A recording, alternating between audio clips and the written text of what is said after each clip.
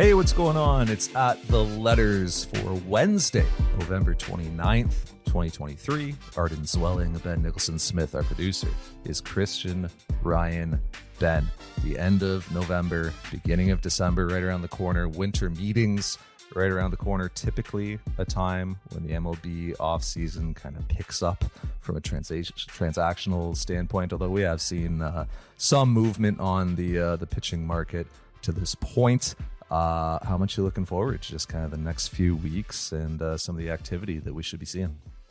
I am looking forward to it. I think that Shohei Ohtani is just such a special free agent that it's going to lead to a different kind of offseason. And even, assuming that he signs with, let's say it's the LA Dodgers, that's still pretty interesting to me. That still will have huge ramifications in the industry for all kinds of teams trying to accomplish different things. So honestly, I am pretty intrigued to see what's going to happen. It's been a slow build. Not a ton has happened in the first few weeks of the offseason, but that sets up a really interesting couple weeks here.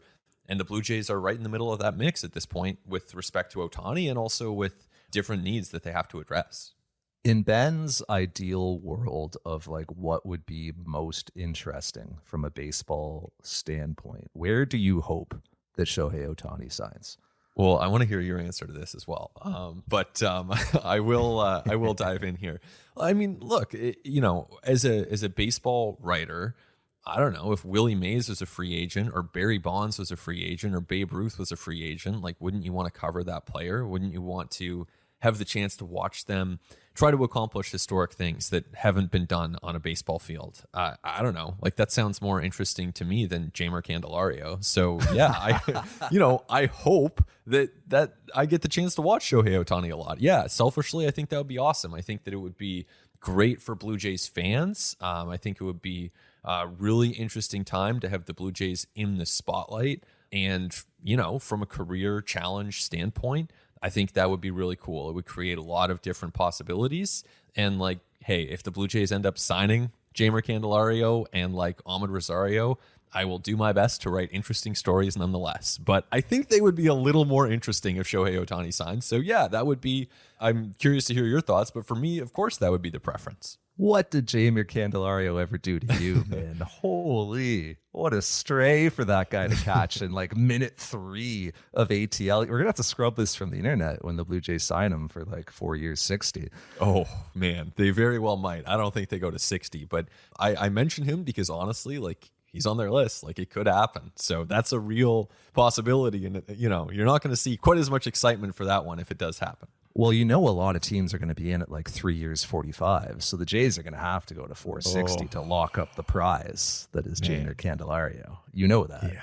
I mean, that's a whole other discussion. Tell me where would you, if you could choose it, where would you have Ohtani go? So, I mean, look, I watch these games from the camera. Well, obviously I want to watch Shohei Ohtani pitch every 5 days, but when is he going to pitch? Is he going to pitch again? Right? Those are huge question marks with with his health and just what his career is going to look like going forward. I'd obviously like to watch him hit as well. When we were in LA at the beginning, it was very near the beginning of the regular season. It might have been on that opening 10-game road trip we were in LA, and just I think I saw him take Bassett deep, or I saw him take somebody deep, and it was holy, the ball's different off of his bat. And Shohei with a drive to right. He has welcomed himself to Canada with his 39th home run. I also saw Trout. I definitely saw Trout take Bassett deep, and that was just a tank. And just from my very privileged position where I get to watch these games, it is really awesome just to watch greatness that close and to see how good those players are from the best seat in the house. So yeah, obviously I'd love to watch Shohei Ohtani play for 162 games or however many that he gets into. But just from a baseball interest standpoint, kind of want the Rangers to sign him.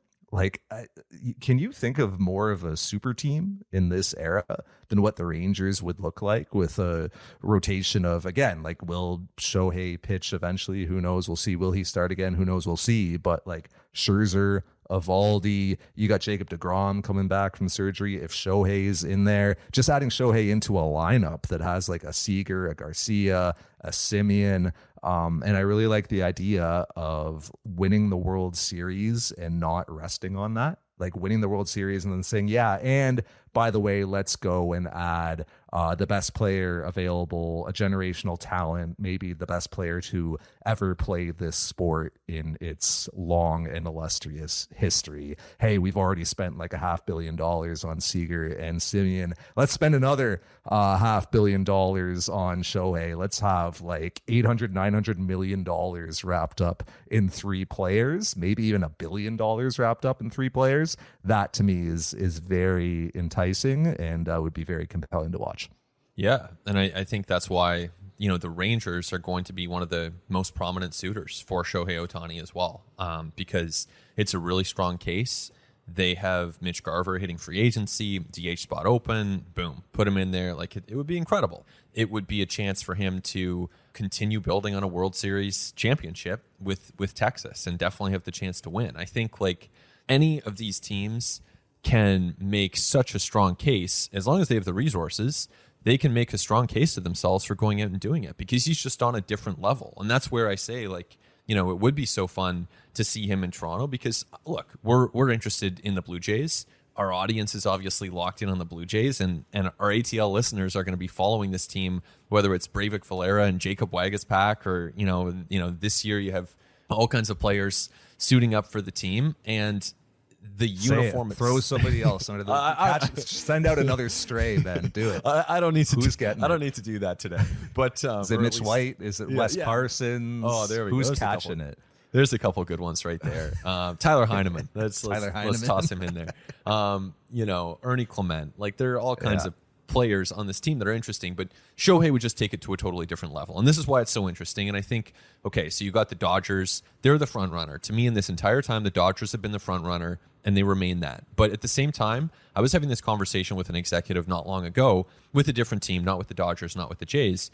And, you know, the person was saying, yeah, the Dodgers are the favorite, but end of the day, would you take the Dodgers or the field? And I said I would take the field. And this person agreed with me and said that ultimately the Dodgers might be the most likely of all the teams, but there's still probably 30, 35, 40% at most to sign Ohtani. So that does create an opening for the Rangers, for the Blue Jays, for the Giants, for the Cubs. And I think that, you know, the Blue Jays are not on the Dodgers level, obviously. And if the Dodgers sign Ohtani, no one should be surprised. You shouldn't necessarily even be disappointed if the Dodgers sign Ohtani. That was always the most likely move. But at the same time, I do think the Jays have a legitimate shot. I think that end of the day, they are going to be one of the finalists for Ohtani in that group behind the Dodgers with the Giants, Rangers, Cubs. Maybe the Red Sox sneak in there. Maybe there's a mystery team. But I think the Blue Jays are in that discussion where it's like they have the need. They're motivated to win now. They have the money, which is massive, and not every team has. And so that's where this actually gets interesting. And I don't think the Jays are more than like a 5 or 10% chance to actually sign Ohtani. But that's not nothing at the same time. Like 5 or 10%, you actually have something of a shot. And so how they go about trying to persuade him to sign in Toronto, super interesting. That's why I think these next couple of weeks are going to be a lot of fun to follow. As long as we're working with percentages, would you put the Dodgers at like 33% and the field at 67%? Yeah, something like that. Yeah, and so then you would put the Blue Jays at 10 to 15%. That's where you had them? I'd say somewhere around 10%. Yeah, maybe 10 to 15%, somewhere in there. Like, I think that you could say the same range for Giants, Cubs, Rangers, and then there's some possibility that he, like, I don't think he goes to New York. I don't think he's a Yankee, but there's some possibility that maybe the Mets jump in or maybe the Red Sox jump in. But I do see the Blue Jays as like a legit contender among many and behind the Dodgers because the Dodgers are the number one. It's funny because like you can whittle down the short list really quickly. Like you can cut out just half the teams in baseball essentially in terms of resources. Like they just do not have, well, they could have the resources. They don't have the willingness from an ownership standpoint to utilize those resources and to tap into those and to pay what it's going to take to sign Shohei Ohtani, which by the way, 450 million, maybe even 500 million. That's what we're looking at here. Oh man, if you can get him for 400, do it today. Right. That to me would be an incredible bargain. I think there's so many different ways to look at this. And obviously I don't have a business background. And even for people who do have business backgrounds, trying to estimate how much he would bring in is probably a little bit of a black box, because it's not like you can go to Japan and start having those conversations absent a deal with Shohei Ohtani. So you're still guesstimating what that revenue might look like. I think that the total contract could easily be over $500 million. I wouldn't be surprised if it's over $550. Like, I could see a case for signing him at $600. So if it's $500 million, like, there's just a large collection of teams in baseball that will not even enter that conversation. So already, like, you've got it whittled down to, I don't know, 12 teams or so. And, you know, it's the ones you mentioned, right? Like Dodgers, Rangers, Cubs, Blue Jays, Red Sox, Giants. Now, teams like the Mets and Yankees have the resources, certainly. It's questionable about their willingness right now. Like, they haven't seemed particularly willing to sign a Shohei Ohtani. It doesn't seem like that's what they want to do right now in their cycle, or, you know, in what they want to spend. You could probably lump like the Astros in there, the Phillies as well. Like, those are franchises that certainly have spent a ton of money. The Nationals as well, like, have spent a ton of money on free agents, on their own players in the past, but don't seem to have that willingness at this time. So really, like, you very quickly get down to a quite short list, of which the Blue Jays are one of the teams, like, are one of the suitors, like one of the teams that has the resources, has the willingness. We just spoke to Ross Atkins yesterday. The rest of the Baseball Writers Association of America Toronto chapter, like, Ross talked to us, and he talked about the Blue Jays' flexibility, their nimbleness, their ability to bring concepts and pitches to ownership. And that includes Shohei Ohtani. And this, by the way, like, is not the first time the Blue Jays have been involved on, like, one of the top names on the free agent market that is going to sign, like, a deal in excess of $300 million. They're involved on Corey Seager. They're involved on Garrett Cole.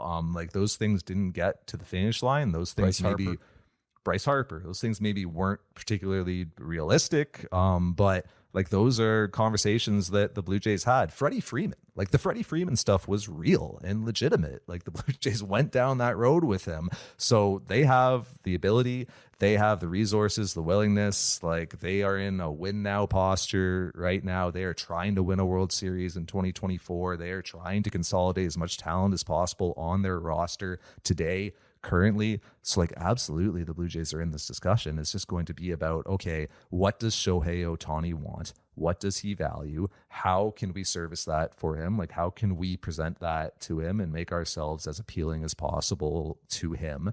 And then how do we satisfy kind of what the structure of this contract looks like in terms of term, years, opt-outs, perks, like all the kind of stuff that I saw you write about at sportsnet.ca in terms of, like, his say in terms of coaching decisions and staffing decisions. There's gonna be all kinds of stuff about, like, what his life looks like at the ballpark, how much media he does, what his life looks like on the road, what, like, type of promotional stuff he's involved in. Like, all that stuff is going to be written into the contract, and all of that stuff is going to be tailored to him to make him as happy as possible. That's how this process plays out. And then you bring it to ownership, and then ultimately Rogers Communications, which owns the Blue Jays, owns Sportsnet, everybody knows this, is going to make the decision on that. And it's going to be a yes or a no. And so it's, like, entirely realistic that Shohei Ohtani could be a Toronto Blue Jay.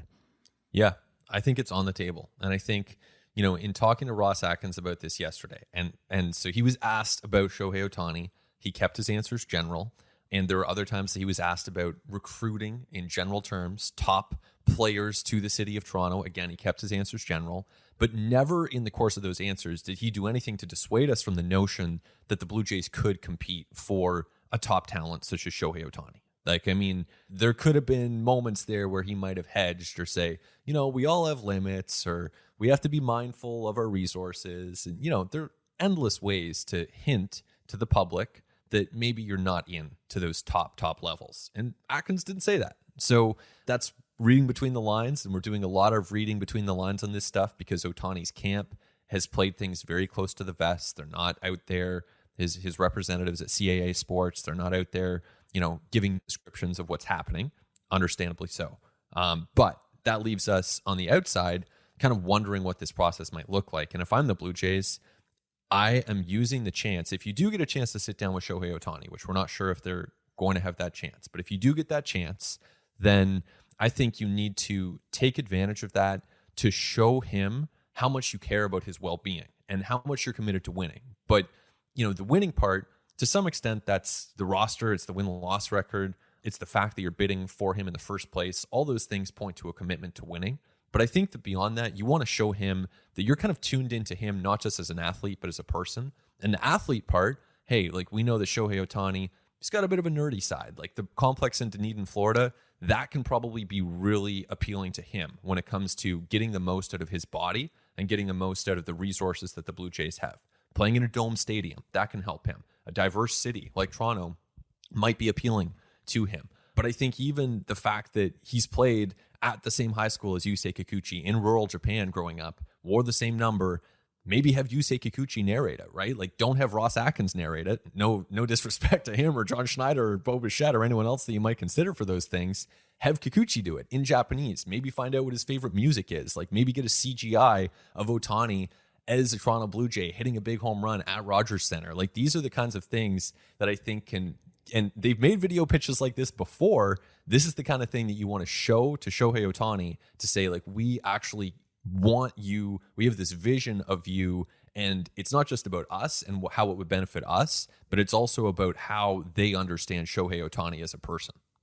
And, like, self-improvement is something that we know is important to Shohei, and like taking care of his body and routine, and a lot of these things are like things that he really values. And like you said, he's a pretty private dude, and he's not out there exactly explicitly telling everybody what he values and what he's looking for. But yeah, the sense you get is that he wants to win, and he wants to be somewhere where he's going to have the resources to continue to get better and to live, eat, train in the way that he wants to. Now, like, I'm not trying to present myself as somebody who has a tremendous amount of insight into Shohei Ohtani today, but I did spend some time around him before he ever came over to MLB in 16 or 17. I went to see him in Japan, and I wrote a Sportsnet magazine story on him.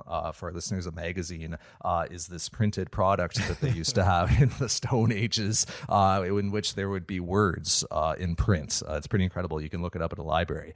But so I went over and I spent several days with Shohei, and I saw his routine firsthand. And look, this was like 6-7 years ago at this point. This is before he ever even was. This like 2 years before he was even posted by the Nippon Ham Fighters. And even at that point, like, he was somebody who was very intentional, very deliberate, and very involved in the way that he trained, the way that he took care of his body, the way that he ate. Like, a lot of what we talked about, him and I, were just about the new training methodologies that he was just starting to learn, because at that point he was like very early 20s, and he was even showing the Ham Fighters some things like that their strength people, like talking to their trainers and to their conditioning folks, they were like, we learn from Shohei. Like, he brings stuff to the table that he wants to be doing, and he wants us to incorporate into his plan. When I saw him, like, it was the off season, it was winter. I remember it was cold when I went out to their training facility, and he was like out on the field doing like a multi-hour routine, like a whole ton of training, both indoors and outdoors, like before he even picked up a bat, before he even went to throw. Like, this is somebody who was at that age, and I'm sure this has only continued since, but at that age, just like very, very involved in the way that he trains. So I think that the Blue Jays having the resources that they have in Dunedin at the player development complex would be something that would appeal to him. I think, again, this is just my opinion based on the time I spent around him like 6 years ago. But I think that the resources the Blue Jays are building out in Toronto at Rogers Center right now would be very important to him. Like, with these renovations, we tend to focus a lot on the seating and the outfield districts and like all of that great stuff for fans, and all of that stuff is super and wonderful, but there's a lot of work being done behind the scenes as well to improve facilities and training resources for players. They're redoing the entire clubhouse. The batting cages a couple years ago were completely redone. The weight room's been redone. Like, the Blue Jays' goal is to build out a lot of what they have, a lot of the facilities that they have in Dunedin, in Toronto, at Rogers Center, so the players can utilize that stuff in season. And that's a lot of what's going on with this renovation right now, is really kind of underneath the hood. It's stuff the fans might not ever see, but these are some of the things that were of great importance to Shohei Ohtani when I got to know him several years ago. I would assume they are still of great importance to him. So that is a potential advantage that the Blue Jays could have as they're recruiting him.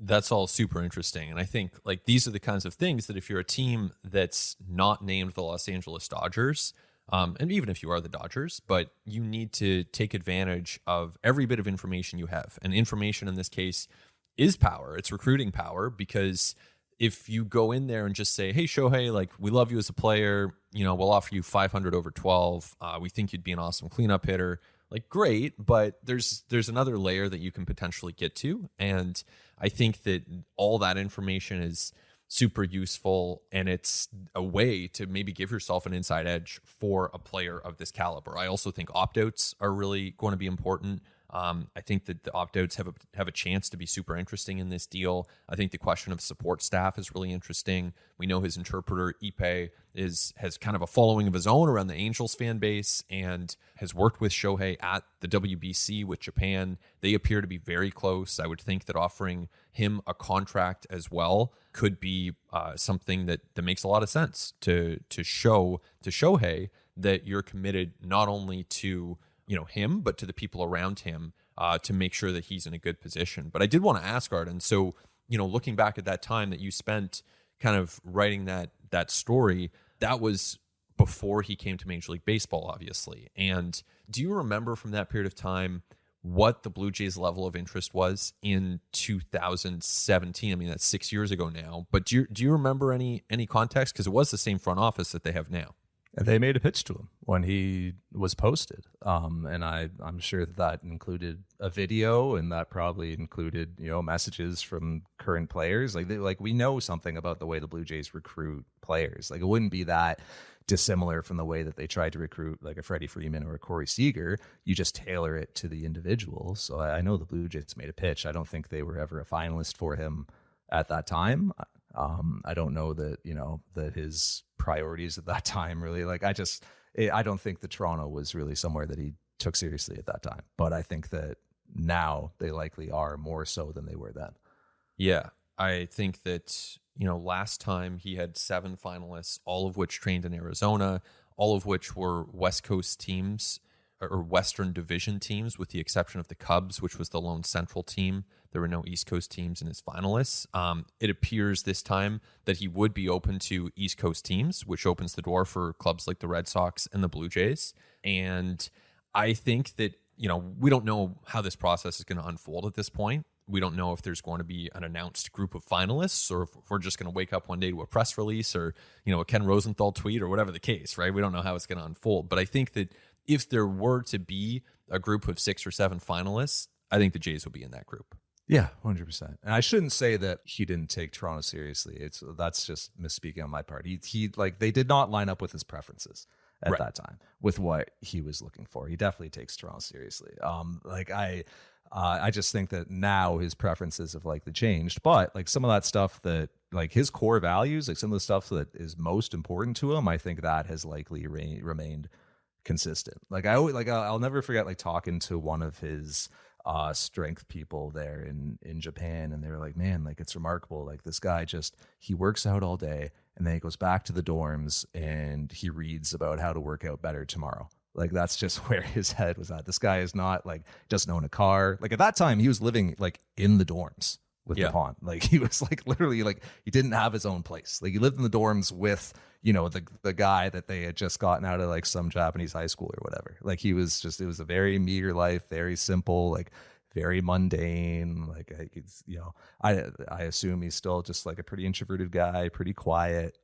There's a reason why you don't see too much of his personality out there. Like I would imagine that part of like what a team has to pitch him on is like, hey, we're gonna have some pretty serious like curtails on the amount of media that you do.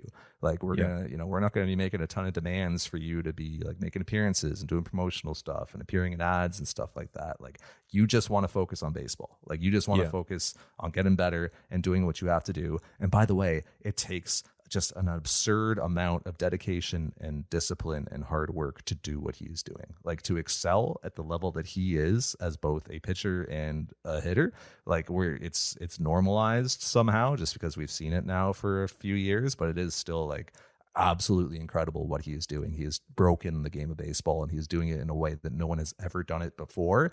And that's not like by accident. He doesn't just roll out of bed and do that. There is a ton of work and focus that goes into that, both from a training standpoint, a conditioning standpoint, from a mental standpoint, from a stress management, fatigue management standpoint, from what he eats, from how he sleeps to how he lives. I mean, this is a 24-hour-a-day, 7-day-a-week thing in order to be able to perform at the level that he does. So I think that as a team, you absolutely need to like let him know, and probably even write it into the contract, that like there's going to be some pretty serious limitations on how much we ask of you outside of taking the field for 162 games a year.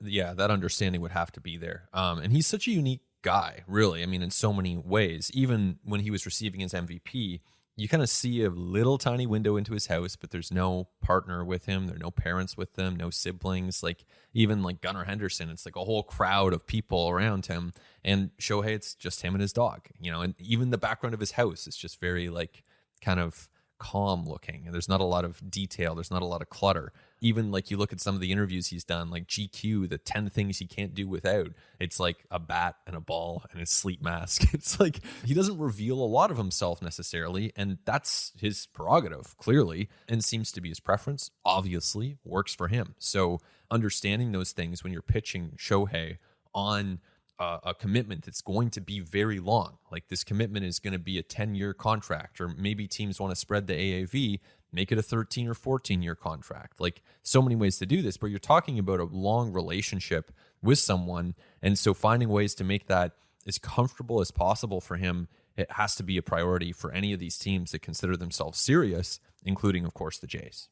Yeah. Like I said, when we talked, like we didn't talk about cars, we didn't talk about like watches or we talked about nutrition. Like we talked about like the different ways that he prepares his oatmeal, and like swapping out white rice for brown rice, and learning about how different carb sources like impacted his energy on a day-to-day basis. Like he is very nerdy about a lot of that stuff, and I would think you have to be in order to be the kind of athlete that he is. When you mention like a 10-year, decade-long commitment, when you mention a partnership, like the still like incredible amount of money that this is going to take, right? We're talking about $500 million here. How do you think about like the risk that will be inherent here for whatever team ends up signing Shohei Ohtani and committing that much money to a guy who is doing something that has never been done before, for which there is no past precedent and there are no historical comps, and somebody who is going to be coming off of a fairly significant surgery? Well, the risk is there. There's no question about that, and that's part of it. I think at the same time, even if he doesn't ever pitch again, which we all expect that he'll be able to pitch at some point in 2025.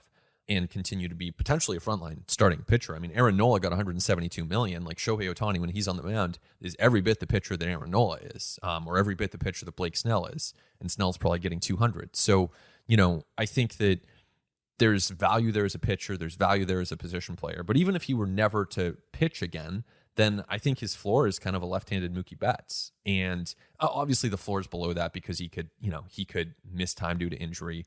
There are catastrophe situations that exist for any free agent. That's obviously a possibility that no one wants to think about. But if he's healthy as a hitter, we've seen proof of concept year after year. He hits the ball, he impacts the ball incredibly hard. He does that really consistently and has a great swing that creates a lot of home runs. And he's extremely fast, so he's going to be able to turn doubles into triples and singles into doubles and steal some bases. If he had to be an outfielder, I have no doubt that Shohei Ohtani could be an above average right fielder tomorrow. And I wouldn't be surprised if Shohei Ohtani could play center field at a league average level for probably 2 or 3 years out of a 10-year or 12-year contract before moving to right or left and making a huge difference with his arm from a corner. So I think if your floor is Mookie Betts, and Mookie Betts is a $400 million player, and he also has the upside of like being a $200 million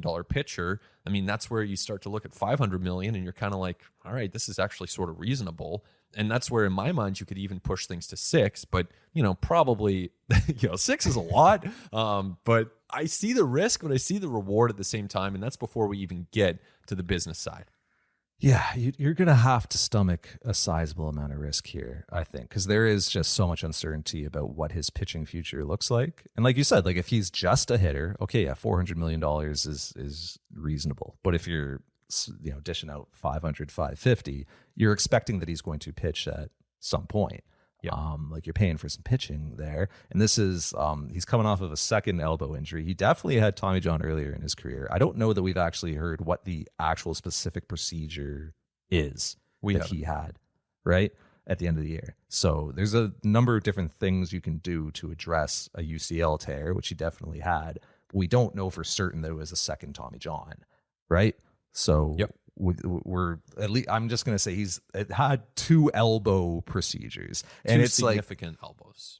Yeah, 2 significant elbow procedures. And like, look, it's impossible to predict like injuries. Like there's so little research on this, because like when you think about it, like you can't run like a randomized control trial where you recruit 30 subjects and you're like, hey, we're going to snip your UCLs, right? So there's just so little reliable data on like how athletes recover, how it impacts them going forward, what it means for them. Like it's all case study, right? So you can't even feel like that certain about how you would project how this will impact him in the future, like how this could impact him as a hitter. If he comes back to pitching, what that could look like, whether he's a starter, whether he's a reliever, whether he's a closer, like how that all works. Like you're basing it on like past, case studies, when really with Shohei Ohtani, there are no past case studies because nobody's ever tried to do what he's doing. Like you can look at how people who have had 2 significant elbow operations in the past have recovered. Those are all going to be pitchers. Those aren't going to be guys who have gone out and taken 600 plate appearances as well and hit the ball as hard as he does. And now you're even bringing in him possibly being an outfielder and putting that kind of stress on his arm. Like there is so much uncertainty there, and there's so much risk there that you have to stomach. You do it because it's Shohei Ohtani. If there was ever a time to take on a great amount of risk, like this is the athlete, this is the person, this is the player, this is the instance. But I do think it is worth like saying there is risk here. Like it's not just a slam dunk that you sign Shohei Ohtani and like everything is roses. Like there is certainly some risk, certainly some uncertainty going forward. Exactly. And look, if you want to be the Rays and never take on big amounts of risk, like you can win a lot of games and you can have a successful franchise and be the Brewers or be the Rays and just never wade in these waters. And like you can win that way. But you're going to give yourself a big advantage if you can sometimes take on big amounts of risk and open yourself up to huge amounts of reward as well. And the Blue Jays, as a big market team, have done that in recent years. Clearly, based on Ross Atkins' comments, they can be nimble, they can spend, they can be flexible when it comes to their payroll. I read that, this is just me, my personal interpretation. I read that as if we need to, we can spend $500 million on Shohei Ohtani and still surround him with a good team. So I might be very wrong in that, but I don't think I am. I think that's like what that read is. And so if you can take on that risk, we talk all the time about character and, good person, good people. To the extent that we know anything about Shohei Ohtani, he definitely seems to be a guy who is going to be motivated, who is going to be focused, who is not going to have undue distractions, who is going to be a good teammate. To the extent that those things matter, like, and they do if you're talking about a $500 million investment, like, I think that you can be pretty confident in the person. And then, there's risk on the physical toll that this stuff can take. But I think the floor is still a $400 million player. And look, if, end of the day, if Willie Mays was a free agent, if Babe Ruth was a free agent, like if Ricky Henderson was a free agent, like sometimes you just run into a historic player. And signing those guys and taking on some risk, I think it's worth it. Yeah, I don't think that the Blue Jays front office will not be the reason this does not happen. It'll be like, this is up to Shohei Ohtani and ownership.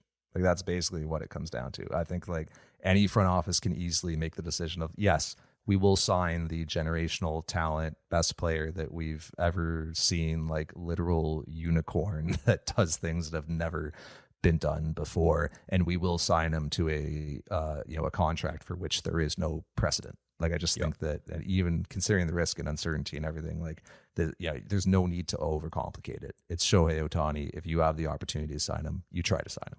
And it doesn't have to make sense by dollars per WAR. Sometimes it's just get the player. And there are business opportunities. There's also the roster impact that this has. He takes up one roster spot. He's two players. You've also got the fact that the moment whoever signs Shohei Ohtani, the moment they sign Shohei Ohtani, they just became a way more attractive destination for second and third tier free agents. Because if you're like on the fence, like I'm a infielder who's going to get 400 or 500 plate appearances, I could either sign with like the Twins or I can play on Shohei Ohtani's team. Like, I think I'd rather play with Shohei Ohtani. I'm going to agree with that. And with that, we should step away because we just talked for a very long time about a guy who may very well not be a Toronto Blue Jay. Future Dodger. Yeah, we just talked for a long time about future Ranger, Shohei Ohtani. But there are other players who may and will become Toronto Blue Jays between now and opening day. We should probably talk about some of them. All that and so much more when we continue on At The Letters. Listen to At The Letters ad-free on Amazon Music, included with Prime. It continues on At The Letters. Arden, Zwelling, Ben Nicholson-Smith. Our producer is Christian Ryan. Ben, the way that this MLB offseason is playing out, there's kind of like the Shohei stratosphere up top where, as we mentioned, there are like 5 or 6 teams, of which the Blue Jays are one of them, interacting with, maybe the best baseball player that we have ever seen and ever will see. And then there's everything that's like sub-Shohei, which includes plenty of other players who Ben may or may not have denigrated on the first half of this podcast, and plenty of other opportunities to get better if you're a team that's trying to win in 2024 and beyond. So in the sub-Shohei stratosphere, Ben, where do you think some of the more like interesting opportunities and areas are for the Blue Jays as they try to build for the coming season? Yeah, it's interesting. And this is where, like, I actually had this thought today where, we talked for 30 plus minutes about Shohei Ohtani, and the front offices who are engaged on that player are presumably devoting a lot of resources there. And I wondered, like, for a team like the Rays that just doesn't engage on Shohei, does this actually give them an advantage? Because then all of their energy just goes to different players, like the lower tier. But anyways, I do think that the Blue Jays do have to operate on two fronts because there's a likelihood that they're not going to land Ohtani, and that means that they have to be prepared on all these other players. And I think that includes Bellinger, Yamamoto, Soto. Those players all make sense for the Blue Jays.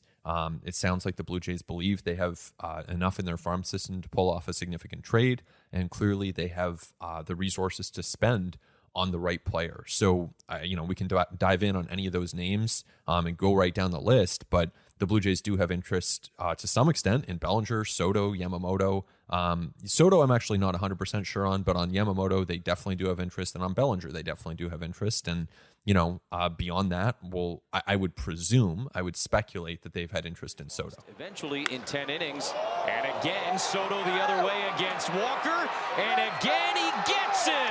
New career high, 35th of the year for Soto. He's second of the night. Well, then let's talk about Yoshinobu Yamamoto, because that's like Bellinger, that makes sense. Obviously, Blue Jays were interested in him last offseason. It scans that they'd be interested in him again this offseason. Soto, of course, there's going to be interest there. Incredibly impactful talent. Ross Atkins told us yesterday that there was a willingness to take on players with only 1 year of club control remaining. Soto obviously qualifies, but Yamamoto is a pitcher.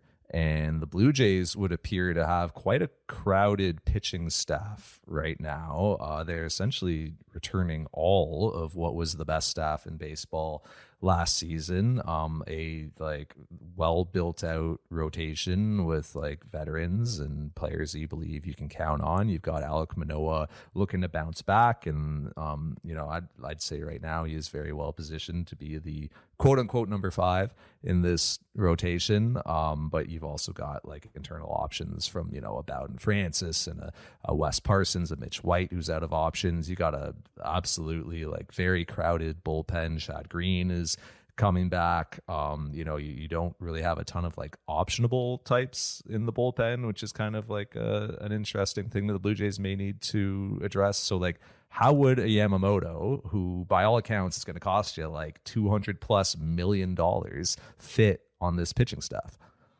Yeah, it's really interesting because also Shadavidi, our colleague, reported this week that Ross Atkins saw him in person in Japan. So that certainly reflects some serious level of interest in Yamamoto.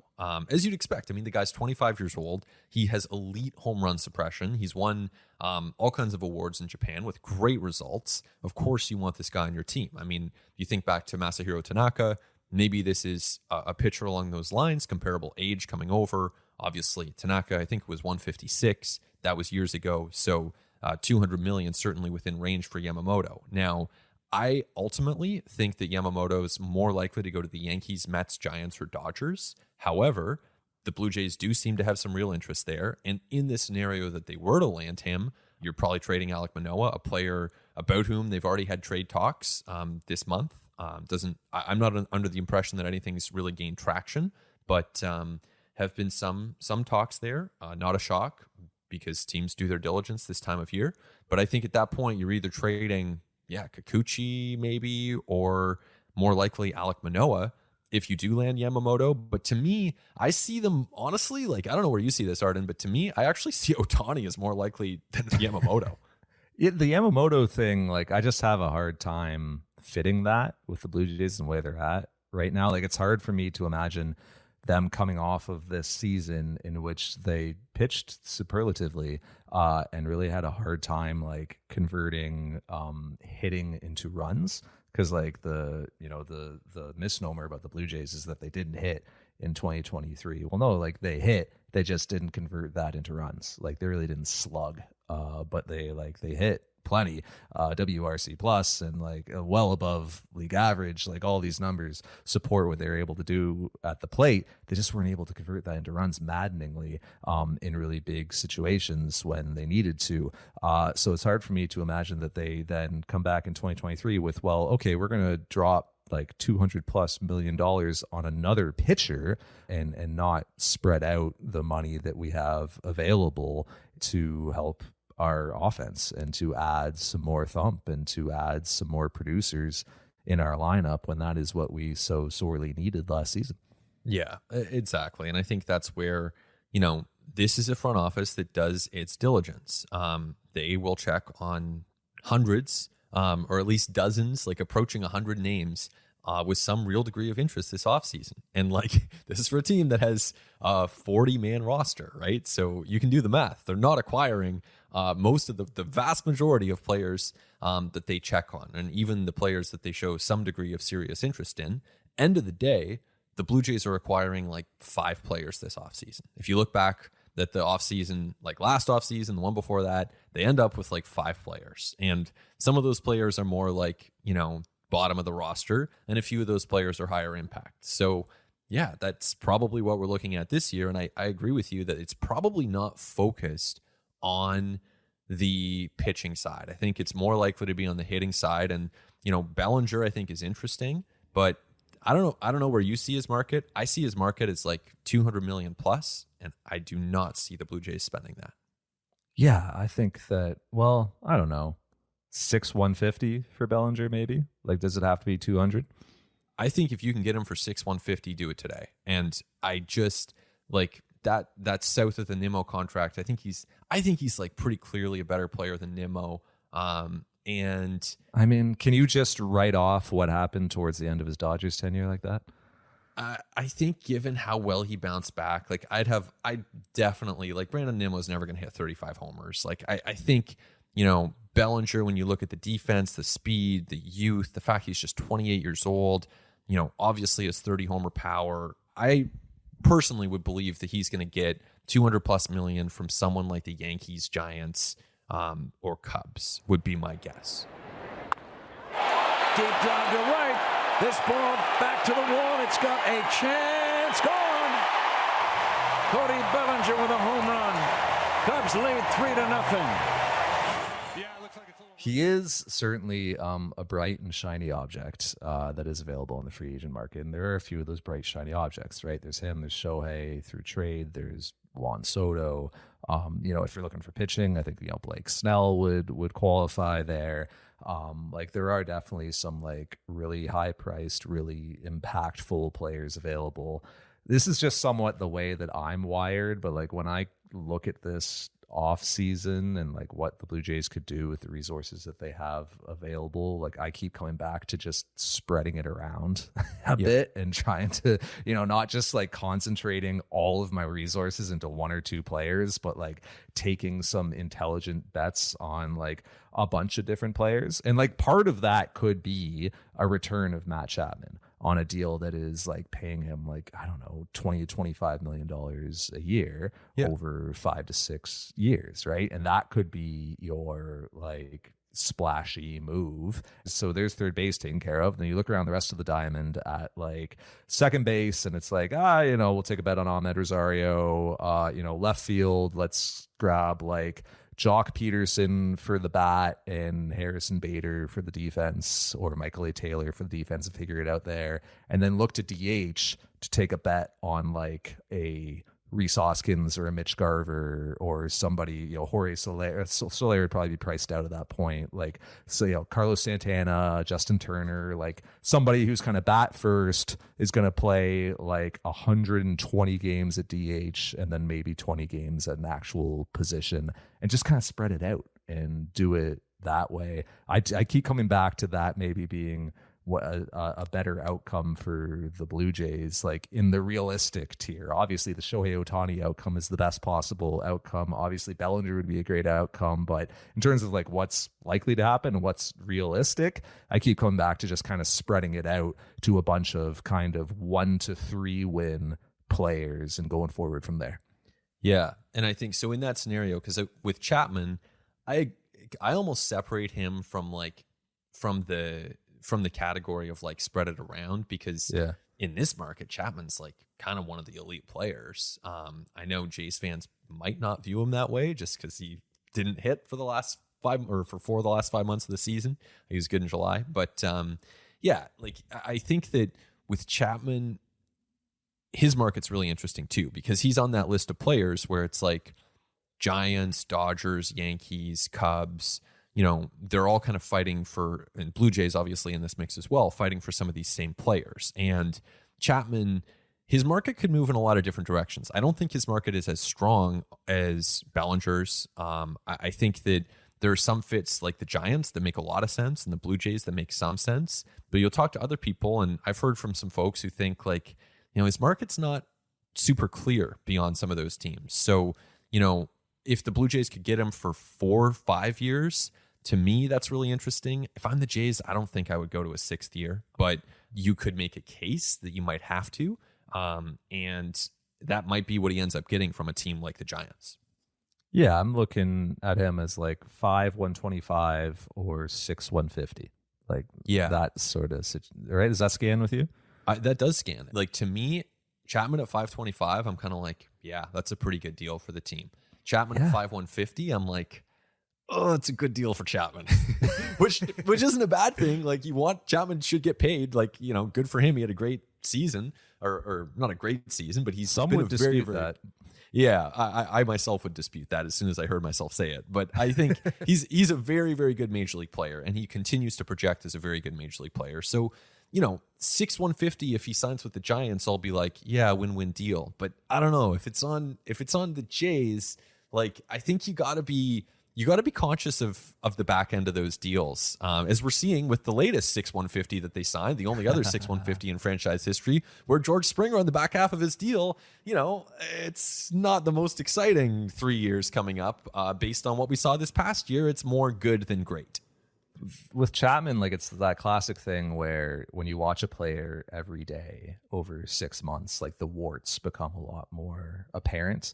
and you kind of lose the forest for the trees. But when you just like, if Matt Chapman like had finished out his career with the Oakland Athletics, which like never would happen because that's not how the Oakland Athletics do business, but say that he had, and he hit free agency, and he's coming off of this 3.5 win season in which he had like a 110 WRC plus, and he had, you know, puzzlingly like low homer year compared to where he'd been prior in his career, but still had all the hard hit data, like the exit velos, you know, the way that he strikes the ball was all consistent. You know, you could point at the spray chart and say, hey, look at this 404-foot fly ball that didn't go out, and this 402 one, and this 405 one. And yeah, he was, you know, the expected numbers tell us that he was unlucky for the quality of contact that he made. Strikeout rate is like right where it's been for, you know, the last couple of years, actually down from earlier in his career. The walk rate's still there, pitch selection's still there. I think that, and the defense, by the way, like still very, very good at third base.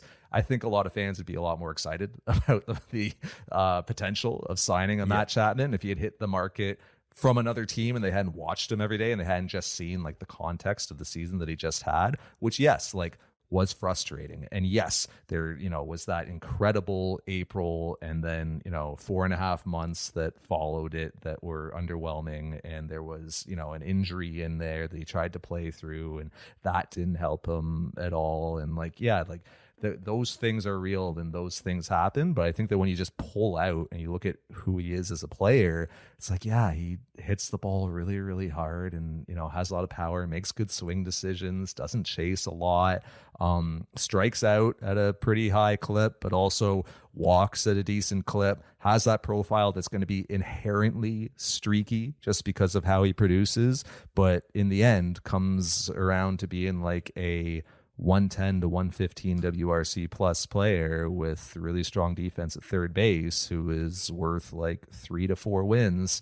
I think that's a good player. And I think that's a guy who is worth $25 million a year over 5 years. So if the Blue Jays made that deal with him, I don't think I would poo-poo it. I think I would say, like, that's a fair deal. That's a good deal. The Blue Jays are, and also, by the way, the Blue Jays understanding who he is as a character guy, as a part of their culture, as a part of their clubhouse, which is all stuff that matters. And his just having that familiarity with how he works and how he fits into the organization. I think for all those reasons, if the Blue Jays brought back Matt Chapman, I'd be like, yeah, it's a good deal. At 5/125 for sure. If they do it at 6/150.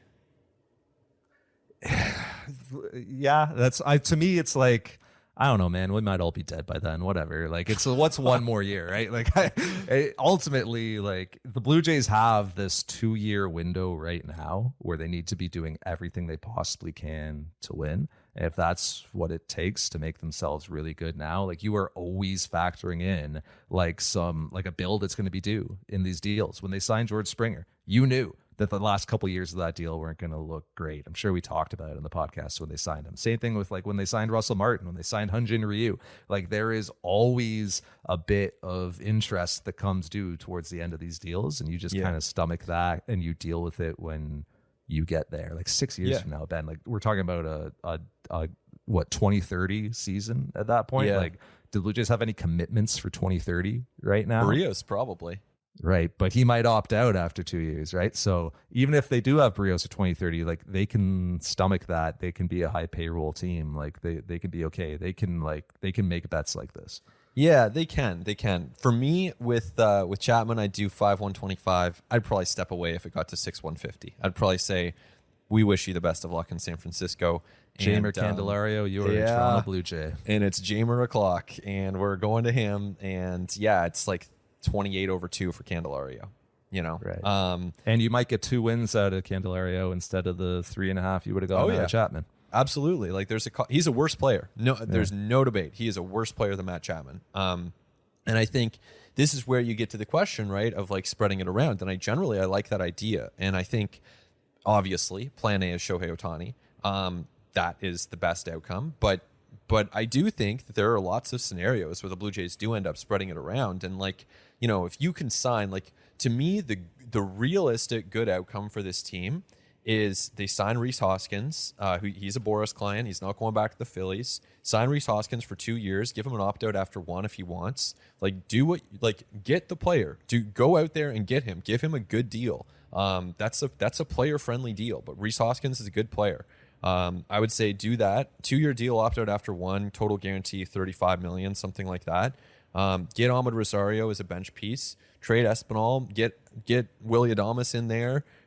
Maybe find a way to round out your outfield somehow. I mean, definitely you need to add some outfield help. Maybe that's Kevin Kiermaier. I mean, you start adding up the money. It's like it gets to 40, 45, 50 million pretty quick. And that's the amount of money that it seems the Blue Jays have to spend, barring an Ohtani deal. So it would require some level of creativity there. But I think Kiermaier should be on the table. I really like Rhys Hoskins. I really think Willy Adames as a trade candidate makes tons of sense. But, obviously in the trade market, you start with Soto. I mean, I'm sure they have, I believe, I'm speculating that they have had talks with San Diego about Soto.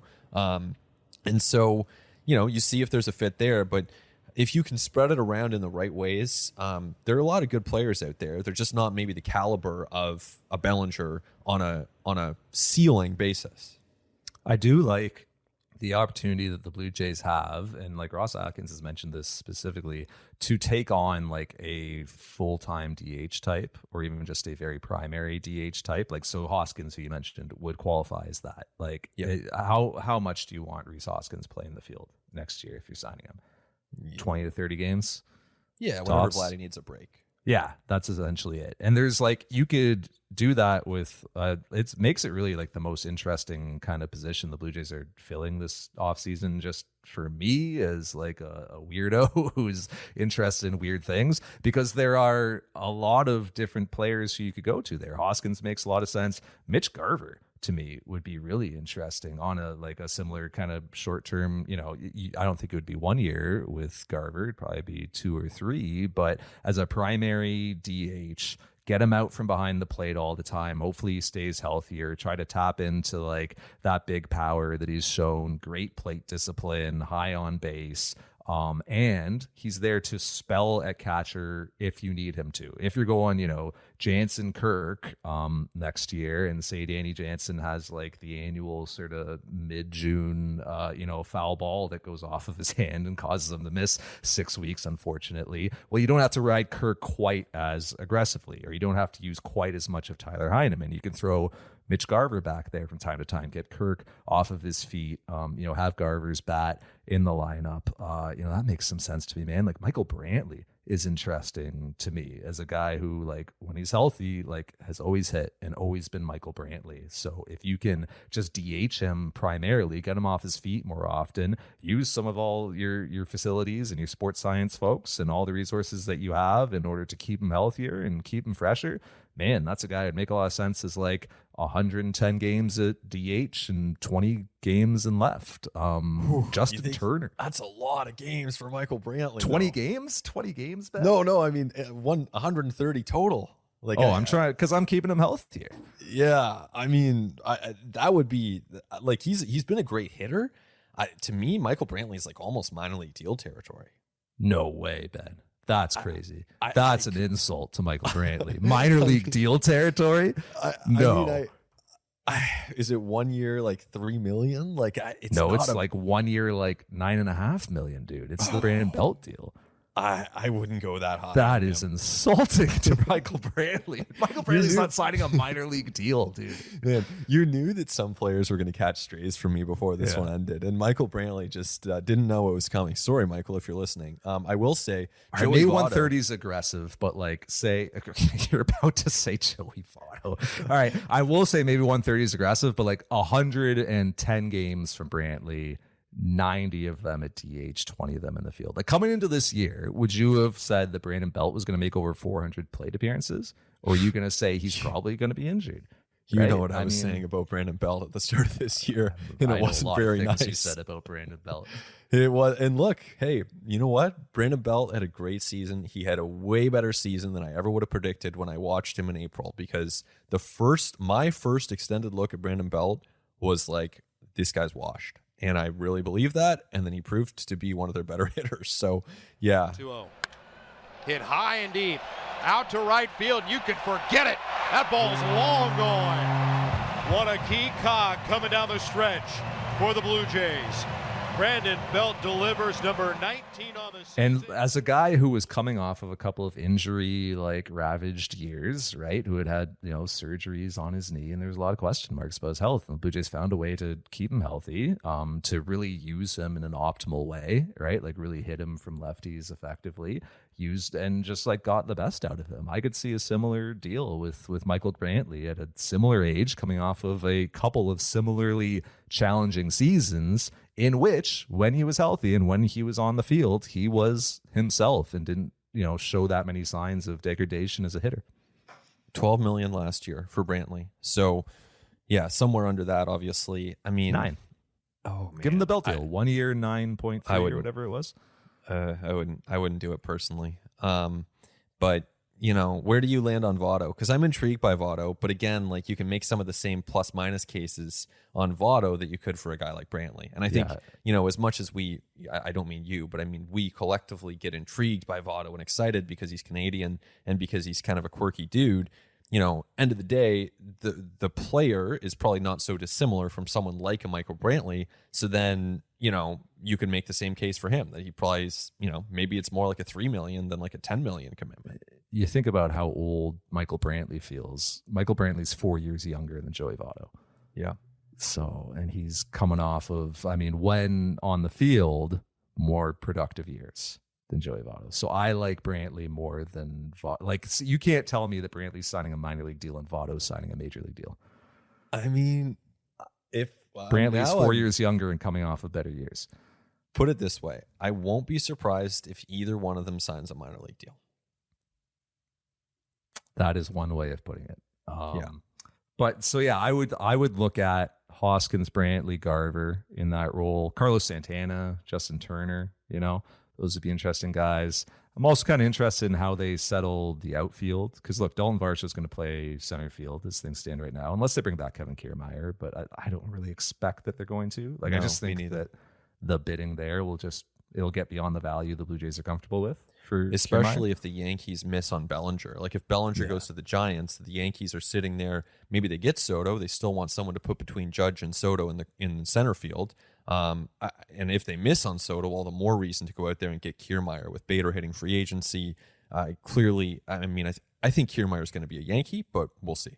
So then I like kind of pairing a, Peterson Bader or Peterson Taylor is kind of like, bat first, defense first in the outfield to play left, right? With Varsho playing essentially every day in center field, or mostly every day in center field. If you get Bader or Taylor, those guys can spell Varsho in center every now and then. Like Jung-Hoo Lee, another guy who kind of interests me, coming over from KBO with, pretty elite contact rates, doesn't strike out a lot. Some pretty serious questions about how the power is going to transfer, how much power there will be there, but by all reports, a pretty strong defender, and still very young as well. So somebody who, maybe he's a little too much of a project right now for the Blue Jays, where you're trying to win in 2024 and you're trying to win in 2025, and maybe you don't have time to ride out that Ha-Sung Kim arc where it's the first year he's adjusting and acclimating, getting used to it, and it's a little dicey, and then 2.5, 3 years into the tenure, okay, this guy's actually really good now and has figured it out and has grown into who he can be in MLB. I don't know if the Blue Jays have that kind of runway for a guy like Jung-Hoo Lee, but he is a really interesting option in the outfield for me as well. Yeah, I like that fit a lot. I think it's a fair point to say that there's some uncertainty there as far as what that on-ramping looks like, in a way that even for Yamamoto, we've seen so many pitchers transition from Japan so smoothly that there's a pretty high degree of confidence that with both him and Imanaga, that they're going to be good major league pitchers in 2024. Now, is that Cy Young level, or is that just number 4 starter? TBD, but they're going to be good pitchers. So yeah, I think that's an interesting play. It's probably an ideal fit for the Tigers, or a team that's trying to ramp up, or the Nationals, a team that might be a couple years away from contention. But I still think that makes sense for the Blue Jays to have some interest there. I think he's viewed as a really good defensive player as well. So that can help them out, because as much as they need to add offense, you can't get away from defense. And I think this is where, for me, like Shai reported some interest in Isaiah Kiner-Falefa. Ahmed Rosario, to me, makes a ton of sense for this team as someone who could help defensively and offensively. I think you got to keep that in mind as you're making these calls this winter. Yeah, Rosario for second base makes sense. If none of those aforementioned outfield options work out, I just want to make it clear I'd prioritize all the guys I said before over this. I mean, you could do worse than Adam Duvall. Yeah. In a role where we're using you sparingly, but this is a guy who has been productive and he's a veteran and he's shown that he can still get it done at the big league level. And he's going to strike out a lot, but he's also going to run into a bunch and probably hit you 22 homers and probably be worth a win and a half. That's where if you're getting that on 1 year, $6.5 million, there's value there. 100%. I mean, there are a lot of guys like that. As far as filling out the DH spot, it's not going to be hard. There are going to be ways to fill out the DH spot. So I think the two positions that the Blue Jays have to fill externally are third base and outfield in some capacity, because opening day 2024, there's no one to play third base. I mean, I'm considering Chapman at this point an external candidate.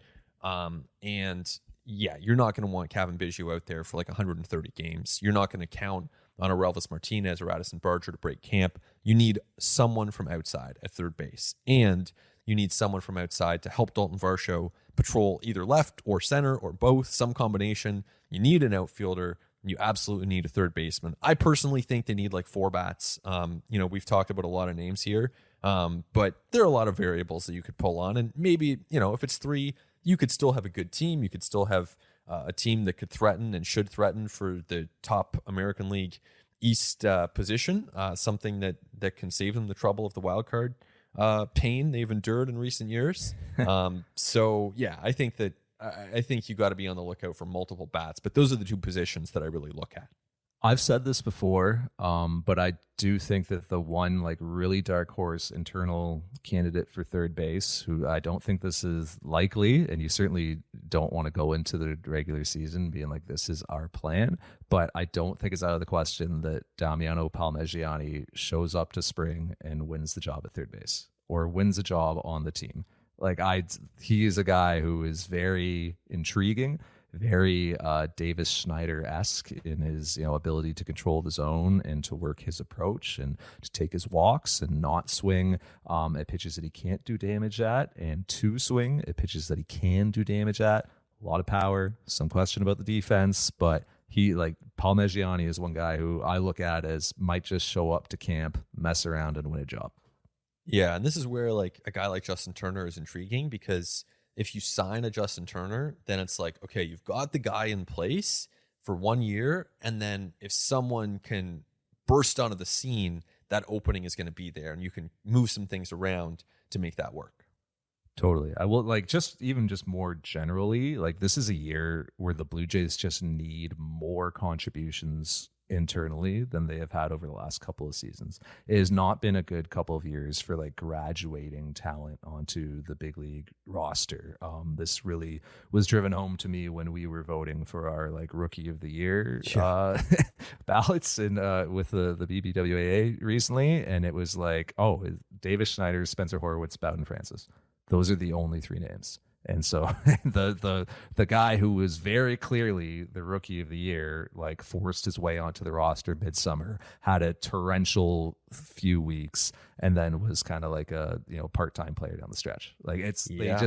You need somebody internally, whether it's Palmegiani, whether it's Alan Rodin or Elvis Martinez, Ricky Tiedemann, somebody's got to come up from within and start augmenting what you have at the big league level right now. And it's got to be this year. I think you have to have a better year in terms of producing big league talent from your developmental system this year than you did last. And that is that's a near-term issue because you're going to have injuries. You have a lot of veterans. There's going to be pitching injuries. There's going to be injuries to, any number of these like 35-year-old dudes that we're saying the Blue Jays should sign. So you're going to want to be able to like replace them with major league capable players. It's a near-term thing. It's also a longer-term thing because, 2 more years of Vladimir Guerrero Jr. and Bo Bichette, and you're going to need to start adding some like real impactful talent internally and start like just replenishing internally now.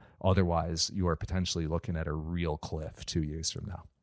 And just to add on there, because you mentioned Bo Bichette's name, I've said this, Yeah. I've said this pretty consistently, like anytime I've been asked ever since the season ended, and it remains the same now. I don't think my answer's changed like at all, but I just don't see the Blue Jays trading Bo Bichette. I don't see them trading Vladimir Guerrero Jr. That's all I have to say on the matter. Yeah, that was silly.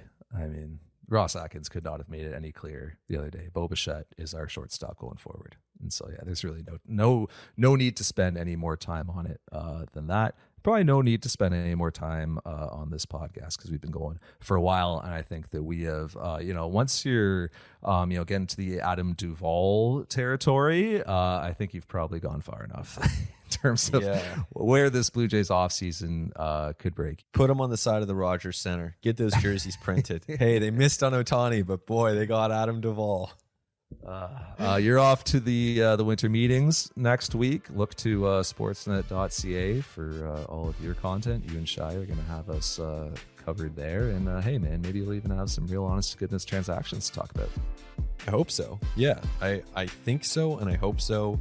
And should be interesting, right? The Ohtani stuff, even if he ends up being a Cub, that's pretty fascinating to me. So I'll be intrigued. Totally. He's been Nicholson-Smith. I'm Arden Zwelling. Our producer is Christian Ryan. Thanks as always for listening. We'll talk to you next time on At The Letters.